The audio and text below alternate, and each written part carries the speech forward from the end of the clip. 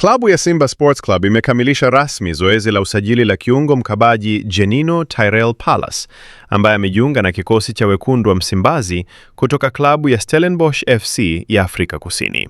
Ushuhuda wa usajili huu umeibuka baada ya mazungumzo ya kina kati ya viongozi wa pande zote mbili na kuthibitishwa na vyanzo vya ndani vya klabu ya Simba hivi leo.